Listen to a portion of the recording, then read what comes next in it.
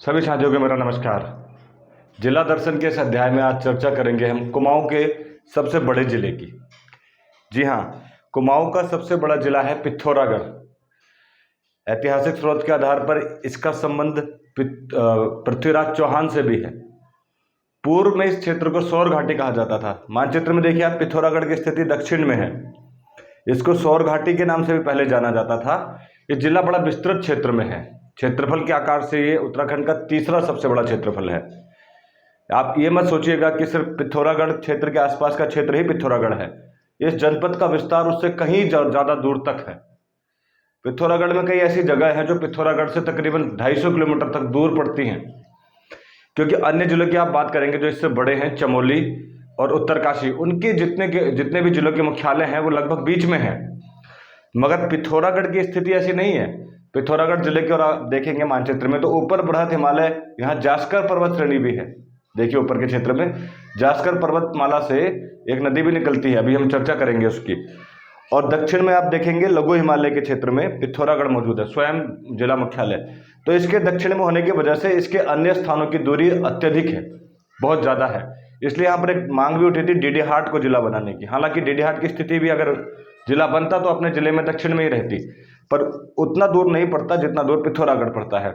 लेकिन पिथौरागढ़ पहाड़ी क्षेत्रों में कुमाऊं का सबसे बड़ा शहर भी है, ये भी मैं आपको बता दूं। अगर आप उधम सिंह नगर और नैनीताल के मैदानी क्षेत्रों को छोड़ दें तो कुमाऊं के क्षेत्र में, हम कुमाऊं की बात ही ना करें, हम अगर करें उत्तराखंड के पर्वतीय क्षेत्रों में सबसे बड़ा शहर कौन सा है, तो आपका उत्तर होगा पिथौरागढ़ है। जनसंख्या के हिसाब से भी आप देखिए 50,000 के आसपास की जनसंख्या है पिथौरागढ़ में, इसलिए जिला मुख्यालय भी है। इसका ऐतिहासिक संबंध भी रहा है। पिथौरागढ़ जिले की अगर आप बात करेंगे तो कुल 6 विधानसभा यहाँ पड़ती हैं। गंगोलीहाट, डीडीहाट जो ये क्षेत्र आपको नजर आ रहे हैं, धारचूला, स्वयं पिथौरागढ़ एक विधानसभा सीट है, एक गंगोलीहाट में है, तीसरी डीडीहाट में है, चौथी विधानसभा सीट गंगोलीहाट में है। चार विधानसभा सीट है यहाँ पर। आबादी यहाँ पर भी ज्यादा नहीं है। सबसे कम जनसंख्या घनत्व में मैंने कहा ये टॉप 3, तीसरे पर यही है। क्षेत्रफल की दृष्टि से ऊपर से तीसरे पर, वही दो इनसे बड़े हैं, चमोली, उत्तरकाशी। जनसंख्या घनत्व की दृष्टि से भी तीसरे, नीचे से तीसरे पर। इससे ऊपर सबसे पहले उत्तरकाशी, चमोली और फिर ये पिथौरागढ़। क्योंकि बृहद हिमालय में हमने कहा जनसंख्या नहीं रहती है, तो इसका जनसंख्या घनत्व बहुत ही कम है। ठीक, अब हम चर्चा करते हैं इसके भौगोलिक परिस्थिति के ऊपर। क्योंकि ये भी, जिस तरह से हमने गढ़वाल मंडल की बात करी थी, विस्तृत जिला था चमोली, उसके लिए 3 वीडियो बनाने पड़े थे। ये भी काफी विस्तृत है क्योंकि वो गढ़वाल का सबसे बड़ा जिला था, ये कुमाऊं का सबसे बड़ा जिला है। ये उत्तराखंड का सबसे पूरब में स्थित जिला भी है, जिसकी सीमा, और ये एकमात्र ऐसा जिला है जो 2 देशों की सीमाओं को छूता है। उत्तराखंड का कोई और ऐसा जिला नहीं है जो 2 देश की सीमाओं को छूता हो। पूर्व दिशा में आप देखेंगे नेपाल को इसकी सीमा छूती है, उत्तर दिशा में देखेंगे तो तिब्बत के क्षेत्र को इसकी सीमा छूती है, पश्चिम में देखेंगे आप तो चमोली और बागेश्वर के साथ इसकी सीमा मिलती है। अगर आप दक्षिण में देखेंगे तो अल्मोड़ा और चंपावत नाम के 2 जिलों से इसकी सीमा मिलती है। कुल 4 जिलों के साथ पिथौरागढ़ अपनी सीमा बनाता है, जबकि उसके अतिरिक्त मैंने आपको बताया कि 2 देशों के साथ भी इसकी सीमा बनती है। बृहद हिमालयी क्षेत्र में होने के कारण यहाँ से दूसरे जिलों पर जा पाना इतना आसान नहीं है, तो यहाँ पर दर्रों की आवश्यकता होती है। दर्रे मतलब पास, ऊंची चोटियों को क्रॉस करके आप नहीं जा सकते। तो जिस तरह से नदी घाटी अपना रास्ता बनाती है पार करने का, उसी तरह से हम पास, दर्रा बोलते हैं उनको, जहाँ से हम क्रॉस कर सकें। तो बागेश्वर और पिथौरागढ़ के बीच में जो दर्रा है उसका नाम है ट्रेल पास। याद रखिएगा, ये कमिश्नर भी थे जो उत्तराखंड पर जिन्होंने शासन किया था अंग्रेजों ने उस समय पर, तो ये रास्ता बनाया गया था जिसका नाम रखा गया ट्रेल पास। प्रमुख 3 दर्रे यहाँ पर चमोली और पिथौरागढ़ के बीच में है, बाराहोती, मार्चियाक और टोपीधुरा। नाम याद रख लीजिएगा आप। तिब्बत के साथ बनने वाले दर्रे हैं ऊंटधुरा,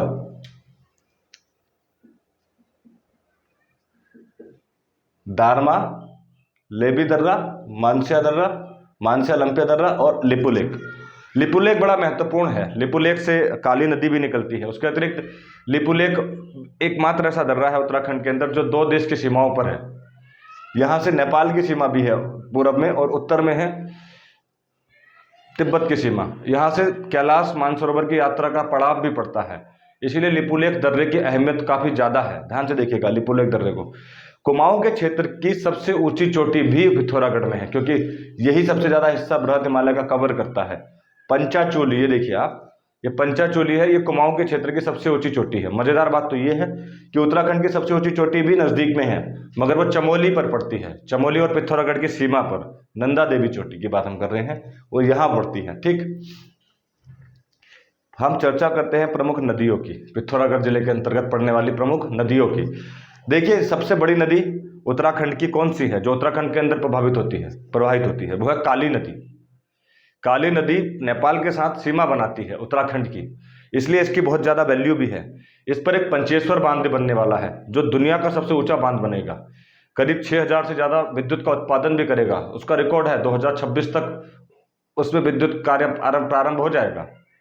हालांकि वो चंपावत जिले में पड़ेगा पंचेश्वर, लेकिन काली नदी पर ही है। हम चर्चा कर रहे हैं जब काली नदी की, उसका उद्गम स्रोत भी यही माना जाता है, लिपुलेख में। लिपुलेख के पास इस स्थान को लेकर के नेपाल का अपना दावा है। वो कहता है कि काली नदी ऐसे निकलती है, तो ये क्षेत्र उनका हुआ। पहले की संधियों के मुताबिक ये क्षेत्र वो कहते हैं हमारा है, लेकिन इस पर भारत अपनी आर्मी रखता है, तो ये विवादित भी है। और विवादित ये भी है कि काली नदी का उद्गम स्रोत कहां पर है, क्योंकि नेपाल अपना अलग दावा करता है और हिंदुस्तान का अलग दावा है। ठीक, इसके नजदीक ब्यास गुफा है। देखिए इसका रास्ता, ये पूरा जो सीमा बन रहा है ना आपका उत्तराखंड और नेपाल का, ये काली नदी का ही क्षेत्र है। ये पूरी सीमा ये काली नदी की ही पड़ेगी। ठीक है, ध्यान से देखिएगा आप। ब्यास गुफा के आप नीचे जाएंगे तो यहां पर एक जगह पड़ेगी ओम, इसके इस पार ब्यास नदी के, काली नदी के इस पर ओम पर्वत। नाम सुना है आपने ओम पर्वत? गूगल पे सर्च करिए, देखिए ओम पर्वत। वहाँ ओम जैसी आकृति है। जब कैलाश मानसरोवर की यात्रा होती है तो इसके दर्शन होते हैं ओम पर्वत के। ब्यास गुफा भी यहीं पर है। उसके बाद ये नदी नीचे जाती है तो इसकी पहली सहायक नदी है कोठी आंगटी नदी। मैंने पहले कहा कि ऊपर की श्रेणियां यहाँ जास्कर की हैं, तो इसका उद्गम स्रोत जास्कर पर्वत श्रेणी को ही माना जाता है। कोठी आंगटी गुंजी नाम की जगह पर इसमें मिल जाती है। यहाँ पर एक जलप्रपात है, नाभी जलप्रपात। ये देखिए नाभी जलप्रपात, जलप्रपात मतलब झरना। ऊपर से जब नदी नीचे स्थल मंडल पर गिरती है तो बड़ी सुंदर आकृति देती है और पर्यटक स्थल बन जाता है, लोगों के आकर्षण का केंद्र बन जाता है। लोग वहां नहाने जाते हैं, घूमने जाते हैं, प्राकृतिक दृश्य को निहारने जाते हैं। तो कौन सा झरना होगा वो? नाभी दर्रा, नाभी झरना होगा इस तरफ। ठीक है, एक और दर्रा मैं बताता हूँ, लातू धुरा, जो यहीं पर है। कई बार पूछा जाता है, एक आधा चीज मिस हो जाती है तो मैं उसमें नोट कर लेता हूँ जब याद आती है। ठीक, तो आप उसको भी नोट करते जाना। नाभी जलप्रपात कहाँ पर है? गूंजी के पास। और गूंजी पे कौन सी नदी इसमें मिलती है? कुठी आंगटी। काली नदी का जिक्र हम इससे पूर्व जब हमने नदियों का वीडियो बनाया था तब भी कर चुके हैं, पर जिला दर्शन की इस सीरीज में हम पुनः उनका जिक्र कर रहे हैं, क्योंकि भौगोलिक परिस्थितियों में वही सबसे बड़ी जिम्मेदार है, वही सबसे बड़ा पर्यटक का एक केंद्र भी है, धार्मिक मान्यताओं का भी वो केंद्र है, उसके आसपास बड़ी बड़ी जगह भी हैं। उस वजह से हम जिला दर्शन में नदियों का जरूर एक बार उल्लेख कर रहे हैं। ठीक, यहाँ पर देखिए आप, लिस्सर और दारमा, दारमा दर्रा भी है, दारमा घाटी भी है। दारमा और लिस्सर नाम के दो नदियों का स्रोत आपस में मिलता है। और क्या यहाँ पर मिलता है? ये छोटा कैलाश, छोटा कैलाश नाम की जगह है यहाँ। छोटा कैलाश में दारमा और लिस्सर नदी मिलती हैं और मिलकर बन जाती है पूर्वी धौली गंगा। इसका उद्गम स्रोत कई जगह पर ऊंट धुरा भी लिखा होगा, यहां से ना, ऊंटी धुरा। तो छोटा कैलाश में मिल जाती है और उसके बाद ये कहलाती है पूर्वी धौली गंगा। इससे पूर्व आपने चमोली में पश्चिमी धौली गंगा पढ़ी होगी। ठीक, ये पूर्वी धौली गंगा है। अभी पूर्वी रामगंगा भी आएगी, आपने पश्चिमी रामगंगा भी पढ़ी होगी। पूर्वी धौली गंगा पर एक परियोजना है, धौली गंगा परियोजना, बड़ी प्रसिद्ध है। ये जमीन के अंदर ही यहाँ पर सुरंग बनाई गई है और जमीन के अंदर ही टनल भी लगाई गई है। ये पहली ऐसी परियोजना है भारत की जिसमें सब कार्य हुआ है। अभी हम परियोजनाओं पर अलग से वीडियो बनाएंगे, जब बात करेंगे उत्तराखंड में ऊर्जा की, ऊर्जा नीति की, तो इनकी चर्चा होगी। ठीक, आगे जब आप जाएंगे, फिलहाल नाम याद रखिएगा, कौन सी नदी पर कौन सी परियोजना है। उत्तराखंड दर्शन में आपको इतना ही बताया जा रहा है अभी, भौगोलिक स्थितियां। आगे जाएंगे पूर्वी धौली गंगा में तो चंगुर चाल परियोजना है, नोट कर लीजिए, ये भी पूर्वी धौली गंगा पर है, चंगुर चाल। तो इंपॉर्टेंट जो परियोजना है हम उनको आपको हाथों हाथ बताते जा रहे हैं, आप उनको नोट करते जाइए। चंगुर चाल परियोजना, और ये तवा घाट में जाकर के मिल जाती है काली नदी पर। एक और यहाँ पर परियोजना है काली नदी पर ही, गरवा तवा घाट, गरवा तवा घाट परियोजना, वो काली नदी पर है। चंगुर चाल पूर्वी धौली गंगा पर है। तवा घाट पर जाकर ये नदी मिल जाती है काली नदी पर, पूर्वी धौली गंगा। अब इस नदी के हम दक्षिण में चलते हैं तो यहाँ पर एक नदी है एलगाड़ नदी, ये छिपला केदार के नजदीक से निकलती है एलगाड़ नदी। इस पर एक वाटरफॉल है किमसेन वाटरफॉल, नोट कर लीजिएगा, एलगाड़ नदी के किनारे पर किमसेन वाटरफॉल, ये नोट कर, मैंने लिख रखा है यहाँ पर किमसेन वाटरफॉल। और यहाँ पर एलगाड़ परियोजना भी बनी है, एलगाड़ परियोजना। और ये किसकी सहायक नदी है? काली नदी की, पूछा जा सकता है आपसे। एलगाड़ नदी किसकी सहायक नदी है? तो काली नदी की सहायक नदी है। इसमें एक गुफा है सेमड़ा गुफा, अभी अलग अलग करके चर्चा करेंगे इनकी भी हम। अच्छा, उसके बाद अगली नदी हमारी है गौरी गंगा। नजर आ रहा होगा आपको गौरी गंगा? हाँ, इसका स्रोत मिलम ग्लेशियर है गौरी गंगा का है। मिलम ग्लेशियर यहाँ पर देखिए आप, थोड़ा ऊपर बना दिया मैंने, मिलम के ऊपर ही है लेकिन नदी को थोड़ा सा ऊपर ले जाना था, मिलम ग्लेशियर। तो मिलम और रालम नाम के दो ग्लेशियर मिलते हैं यहाँ मुनस्यारी से थोड़ा आगे जा करके। मुनस्यारी नदी इसके दाहिने तट पर ही है गौरी गंगा के। और एक जगह पड़ती है थल, नाम आपने थल की, तो आप सुनिएगा, थल नाम की जगह पड़ती है। थल के गौरी गंगा है। यहाँ पर एक परियोजना है करमोली परियोजना, नोट कर लीजिएगा, गौरी गंगा पर है करमोली परियोजना, करमोली परियोजना है। इसके बाद ये नदी आगे जाकर जौलजीबी में गौरी और काली का संगम होता है, जहाँ मेला भी लगता है, जौलजीबी। देखिए मैं आपको स्पष्टली बता दूं कि अन्य जिलों के मुकाबले पिथौरागढ़ के बारे में बताना या पिथौरागढ़ जिले के बारे में संपूर्ण जानकारी देना अन्य जिलों के मुकाबले ज़्यादा मुश्किल है। क्यों? क्योंकि ये बहुत विस्तृत क्षेत्र में है। चमोली की बहुत सी जगह ऐसी हैं जो प्रसिद्ध हैं, जिनके बारे में हम ऑलरेडी पहले से ही जानते हैं, बहुत कुछ हम पहले से जानते हैं, मगर पिथौरागढ़ को शायद अभी तक वो इनके क्षेत्रों के बारे में वो जानकारियां प्राप्त नहीं हुई जितना हम चमोली के लोकेशंस के बारे में जानते हैं। इससे बड़ा है, पिथौरागढ़ के बारे में भी संपूर्ण उतनी ही जानकारी है जितनी चमोली के बारे में है, मगर पिथौरागढ़ के बारे में हमें कई नाम ऐसे मिलते हैं जो हमने पूर्व में पढ़े नहीं हैं। चमोली के बारे में हर क्षेत्र पहले से ही जानकारी में रहता है। इस वजह से हमने कहा कि पिथौरागढ़ में एक एक जगह को तलाश करना अन्य, क्योंकि ये मेरा खुद का भी अनुभव है। उत्तराखंड के 13 जनपदों के जिला दर्शन में सबसे मुश्किल अगर कोई जिला दर्शन याद करना है या समझा पाना भी है तो वो पिथौरागढ़ है, क्योंकि उसके बारे में हम जानकारियां कम रखते हैं। कोने पर है, पूर्व दिशा में है सबसे, मगर वास्तव में इसके ऊपर सबसे ज़्यादा मेहनत करनी पड़ी हमें। ठीक, इस वजह से आपको मानचित्र भी थोड़ा अंदर की ओर कंजेस्टेड दिख रहा होगा, लेकिन मैं आपको क्लियरली एक्सप्लेन कर रहा हूँ उसको। ठीक है, तो रालम और मिलम ये दो ग्लेशियर भी हैं, ग्लेशियर भी यहीं पर, ज़्यादातर नदियों के उद्गम स्रोत भी ग्लेशियर से होते हैं। तो ये नदी, इस पर करमोली परियोजना है और जौलजीबी में यहाँ मिल गई। ठीक, अगली नदी है पूर्वी रामगंगा। पश्चिमी रामगंगा का जिक्र हमने पहले कर चुके हैं, ठीक, दूधातोली पर्वत रेंज में।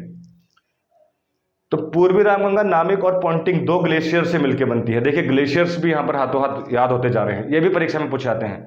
नामिक ग्लेशियर कहाँ पर है, पोंटिंग ग्लेशियर कहाँ पर है, तो मुझे ग्लेशियर्स के लिए अलग से बताने की जरूरत नहीं है। जब हम नदियों के बारे में पढ़ रहे हैं तो ग्लेशियर्स अपने आप उसमें जुड़ जा रहे हैं। ये देखिए पोंटिंग और नामिक ग्लेशियर और पोंटिंग ग्लेशियर से निकलती है गौरी गंगा, और गौरी गंगा पूर्वी रामगंगा, और पूर्वी रामगंगा के बाद ये नदी आगे जाकर, इस पर एक परियोजना है फुलिया बगड़ परियोजना, इसको नोट कर लीजिएगा, फुलिया बगड़ परियोजना। और ये नदी आगे जाकर सरयू नदी में मिल जाती है। रामेश्वर नाम की जगह पर कहाँ मिल जाती है? ये सरयू नदी पर। ठीक, सरयू नदी क्योंकि ये सीमा बनाती है, देखिए ये पहले सीमा बनाती है बागेश्वर और पिथौरागढ़ की, उसके बाद ये सीमा बनाती है अल्मोड़ा और पिथौरागढ़ की। ध्यान से देखिए, बागेश्वर और पिथौरागढ़, फिर अल्मोड़ा और पिथौरागढ़, सरयू नदी।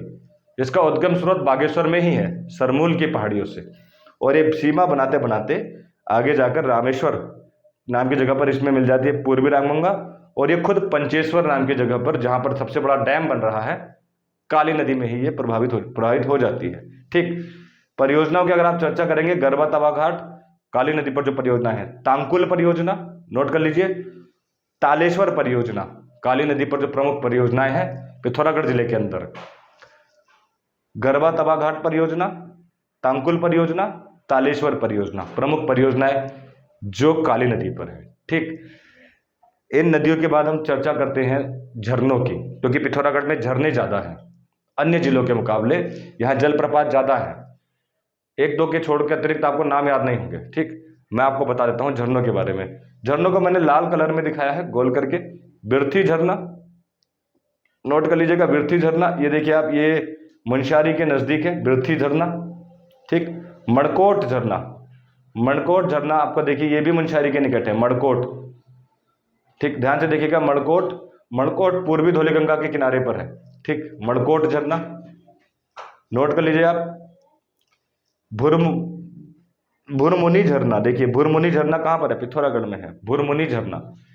डीडीहाट में एक है दुनखुला झरना, दुनखुला, दुनखुला झरना। ठीक है, दुनखुला झरना, ये कहाँ पर है, डीडीहाट के नजदीक। दुनखुला झरना डीडीहाट के नजदीक, भुरमुनी झरना पिथौरागढ़ के नजदीक, भुरमुनी झरना पिथौरागढ़ के नजदीक, बिरथी झरना मुनस्यारी के नजदीक, मुनस्यारी के पश्चिम में, मणकोट झरना मुनस्यारी के पूर्व में,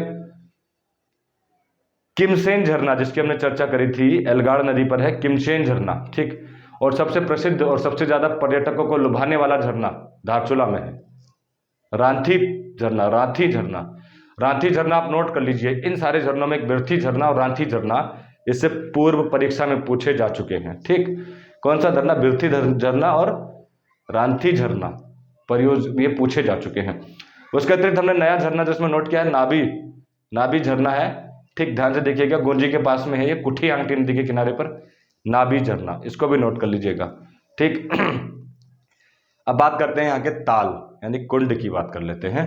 प्रमुख कुंड है यहाँ पर हरदोल कुंड, देखिए हरदोल कुंड, महेश्वर कुंड, ये मुनस्यारी में बड़ा प्रसिद्ध है महेश्वर कुंड, कई जगह पर महेश्वर कुंड भी लिखा है। थामरी कुंड, ये भी यहीं पर है, थामरी कुंड मुनस्यारी के दक्षिण में है। पार्वती कुंड धारचूला में है, बड़ी प्रसिद्ध है। धारचूला में देखिए एक झरना भी है प्रसिद्ध रांथी, और एक कुंड भी बड़ा प्रसिद्ध है पार्वती कुंड। ठीक, उसके अतिरिक्त कुंड हमारे यहाँ पर एक गर्म पानी कुंड है मणकोट में ही, मणकोट में झरना है एल्गाड़ नदी के इसके नज़दीक धौलीगंगा के, और एक यहाँ पर आप देखिए गर्म पानी नाम का कुंड भी है। ठीक, तो ये प्रमुख कुंड थे। इससे पूर्व एक कुंड यहाँ पर नंदा ताल भी है, गौरी ताल भी यहीं पर है मुनस्यारी के पास, नंदा ताल भी है। फिर से एक बार रिपीट करता हूँ मैं जितने यहाँ पर कुंड हैं, नंदा ताल, गौरी ताल, मैसर ताल, थामरी ताल, हरदोल ताल, पार्वती ताल, ये प्रमुख ताल हो गए। ठीक, तो हमने अभी चर्चा करी है नदियों की भौगोलिक स्थिति की, परियोजनाओं की चर्चा करी हमने, झरनों की चर्चा करी हमने, ताल की चर्चा करी हमने, ग्लेशियर्स की चर्चा करी हमने, जैसे Ponting glacier, Namik glacier, Darma glacier, Lissar glacier, Milam glacier, और इसके अतिरिक्त कालापानी ग्लेशियर। तो यही प्रमुख इसके ग्लेशियर परीक्षा में पूछे भी जाते हैं। ठीक, दर्रों की हमने चर्चा की इनिशियली शुरुआती दौर में। अभी इसमें बहुत कुछ बाकी है, गुफा है यहाँ पर बहुत सारी, उनकी चर्चा अगले अध्याय में करेंगे। बग्याल भी है यहाँ पर क्योंकि पहाड़ी क्षेत्र है बृहद हिमालय का, उनकी भी चर्चा करी जाएगी। उसके अतिरिक्त प्रमुख स्थान और मेले, उनका अध्ययन हम अगली वीडियो में करेंगे। ठीक, फिलहाल ये बहुत सटीक जानकारियाँ थी, बहुत बारीक जानकारियाँ थी, आप इनको नोट कर लीजिएगा, बहुत महत्वपूर्ण जानकारी थी। फिलहाल हम तैयारी करते हैं इसके अगले अध्याय की, क्योंकि ये पिथौरागढ़ जिला है, इसके बारे में हमें बहुत कुछ जानना है। ठीक, तो आपको अभी तक कैसा लगा ये बताइएगा हमें जरूर, इस पर काफ़ी एक्स्ट्रा हमें मेहनत करनी पड़ी। धन्यवाद।